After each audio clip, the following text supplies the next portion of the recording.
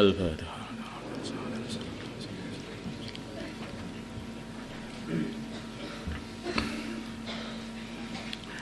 Bismillahirrahmanirrahim.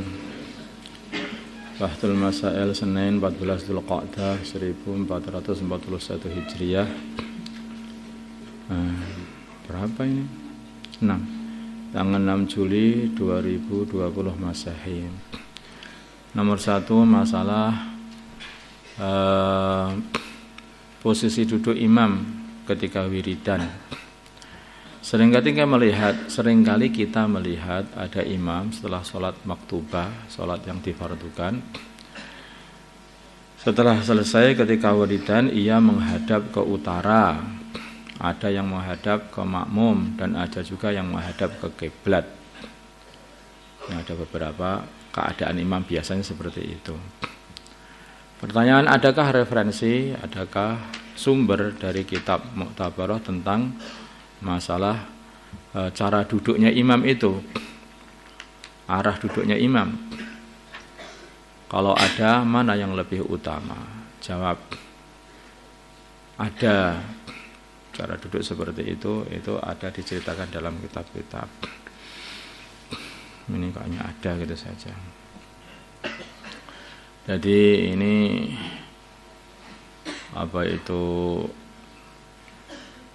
disunahkan ya, bagaimana ini mengikuti baginda Nabi. Ketika baginda Nabi itu setelah sholat, maka nanti baginda Nabi beliau itu menghadap ke bagian arah kanan beliau, menghadap ke arah kanan. Kalau di Masjid Nabawi itu kan kiblatnya itu menghadap ke selatan, berarti menghadap ke arah kanan, menghadap ke arah barat.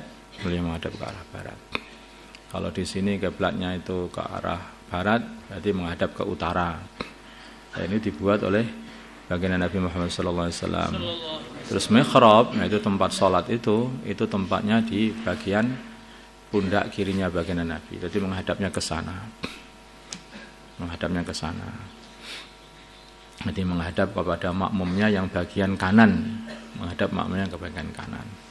Ada sebagian imam itu ada yang agak serong sedikit biar menghadap makmumnya ke bagian kanan. Ada sebagian imam yang prakteknya seperti itu. Ada yang langsung menghadap ke makmumnya langsung, malah menaruh kiblat di bagian belakang punggungnya. Yang ini banyak disalahkan oleh para ulama yang tidak seperti itu. Prakteknya baginda Nabi itu mihrab, itu tempatnya, sebagian ulama yang membolehkan aja. Tempatnya mihrab, tempatnya sholat itu ditaruh di bagian pundak kiri baginda Nabi, sedangkan beliau menghadap ke arah kanannya baginda Nabi, yaitu kalau di sini ke bagian utara. Dari situ disunahkan hal seperti itu. Tetapi ini ada satu perkecualian. Tapi perkecualian ini juga ada perselisihan juga di kalangan ulama. Imam Rawi mengatakan, kalau kamu nanti jadi imam Masjidil Haram, nanti kalau kamu mengimami di Masjid Nabawi sana, nanti jangan menghadap ke kanan karena nanti akhirnya membelakangi baginda Nabi. Gitu loh. Kalau begitu dibalik, menghadapnya ke kiri saja, bagian kiri, supaya tidak membelakangi baginda Nabi.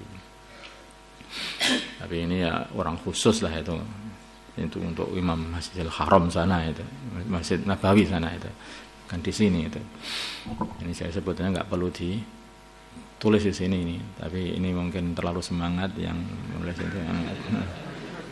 Tapi menurut Imam Ibnu Hajar dengan tetap saja ikut, yaitu sunnah baginda Nabi menghadap ke arah kanan saja, sedangkan mihrabnya ditaruh di bagian kiri. Ya.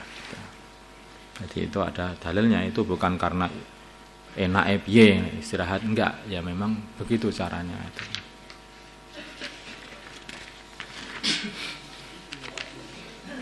Kadang-kadang itu sebagian orang anggap itu cari sandaran itu.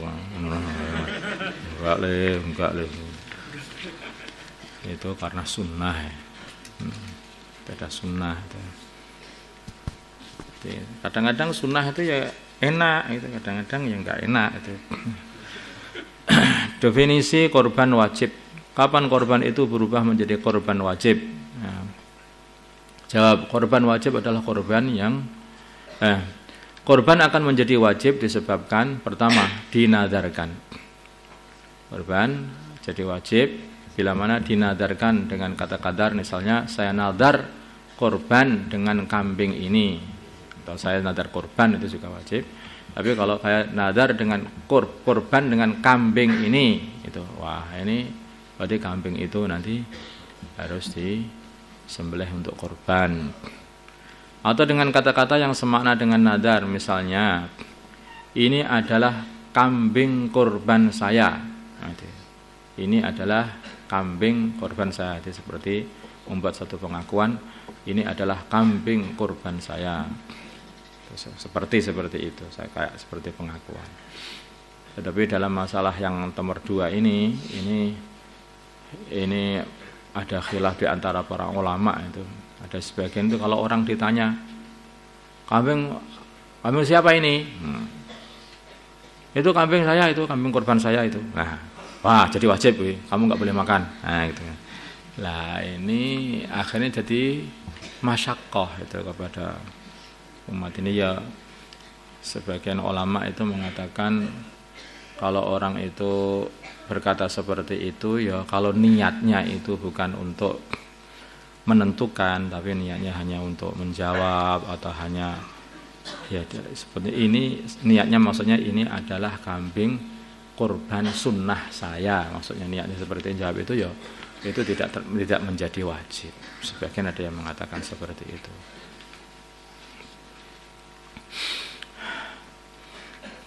Tapi kalau memang dia itu berniat untuk menentukan itu ya jadi seperti nazar.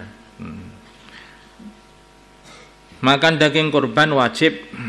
Ini lebih mudahnya begitu, karena nanti kalau orang di jalan nuntun kambing, untuk apa Pak?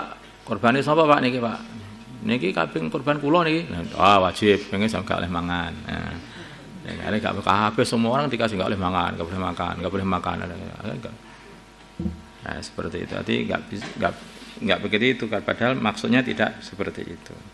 Itu kata para ulama itu jadi masyaqqah oleh seperti itu. Maka sebagian ulama mengatakan mengikut niatnya orang itu. Wallahu a'lam. Makan daging kurban wajib. Bolehkah orang yang kurban wajib, seperti kurban nadar atau kurban dengan mentakyin kambing yang telah menentukan kambing kurbannya? Bolehkah orang yang kurban wajib memakan sebagian dari dagingnya? Pendapat yang kuat tidak boleh. Tidak boleh. Dia tidak boleh makan daging kurbannya, dan juga keluarganya tidak boleh makan daging kurbannya, termasuk orang-orang yang dia nafkahi itu, yang dia wajib nafkahi juga tidak boleh makan daging kurban dia itu. Masalah larangan makan daging kurban nazar. Seorang berkorban dengan nazar, maka ia tidak diperbolehkan makan dari hewan yang ia korbankan. Pertanyaan, apakah larangan tersebut hanya berlaku bagi orang yang berkorban saja atau juga berlaku untuk keluarganya? Jawab, berlaku untuk orang yang berkorban dan keluarganya. Keluarga yang nafkahnya masih menjadi tanggungannya. Bisa anak-anak kabeh itu enggak boleh makan itu. Hewan yang dilobangi telinga untuk tanda. Di sebagian hewan itu telinganya dilobangi atau telinganya dirobek, dikasih tanda itu. Terus dibuat korban. Terus bagaimana itu? Bagaimana hukum berkorban dengan hewan yang dilobangi telinganya sebagai tanda? Padahal ketika melobangi ada sebagian daging yang hilang. Jawab, pendapat yang kuat tidak boleh, tapi ada sebagian ulama yang membolehkan.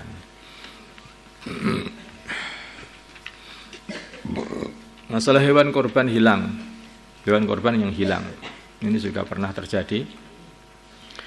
Karena banyak hewan korban, ada salah satu kambing itu hilang, masuk ke hutan. Udah ketemu apa enggak? Katanya enggak ketemu ya. Ketemu enggak? Enggak ketemu. Kambingnya hilang, masuk ke hutan terangkil. Kemana itu hewan itu? Ada hewan. Apakah panitia wajib mengganti? Apakah panitia wajib mengganti? Ini ada deskripsinya. Fadil adalah ketua panitia kurban Idul Adha. Dia sangat bingung karena salah satu dari kambing kurbannya lari dan hilang entah kemana. Tidak diketemukan sampai sekarang. Pertanyaan, apakah panitia wajib bertanggung jawab atas hilangnya hewan tersebut? Pertanyaan B, bagaimana jadinya jika setelah diganti dan setelah habisnya hari tasyrik ternyata ada orang yang menemukan kambing tersebut dan menyerahkan kepada panitia? Jawabnya, kalau korbannya itu adalah korban sunnah, maka diperinci. Jika hilang karena kecerobohan panitia, maka ia wajib ganti. Langsung diganti, beli korban diganti. Kalau bukan karena kecerobohan panitia, maka dia tidak wajib mengganti. Sudah seperti itu saja. Tidak perlu diganti, tanah hilang yang enggak jadi korban. Kalau itu bukan kecerobohan ya. Kalau korbannya itu korban nadar muayyan, saya nadar korban dengan kambing ini ya. Maka diperinci. Kalau hilangnya bukan karena kecerobohan panitia, maka ia tidak wajib mengganti. Tetapi nanti kalau ketemu kambingnya, meskipun setelah habis waktu korban, habis hari tasyrik semuanya, maka hewan tersebut wajib disembelih dan dagingnya diberikan fakir miskin karena sudah diniatkan untuk disembelih. Kalau karena kecerobohan panitia, maka ia wajib mencarinya. Kalau tidak ketemu, maka ia wajib mengganti dengan hewan yang baru lalu disembelih sebagai gantinya. Dan kalau hewan yang hilang tersebut kok terus ketemu, yo disembelih juga, juga yang diniatkan hewan itu asalnya. Maka harus disembelih juga. Ketemu ketika masih tasyrik ataupun ketemu sudah lewat tasyrik sama, sembelih juga. Kalau nadar fil dhimmah, misalnya saya nadar kurban kambing gitu saja, tidak ditentukan kambingnya yang mana. Maka kalau tidak ada unsur kecerobohan dari panitia, maka panitia tidak wajib ganti. Kalau karena kecerobohan panitia, maka ganti, tapi nanti kalau ketemu tidak wajib disembelih. Nah, karena bukan kambing yang ditentukan untuk dikurbankan. Paham ya?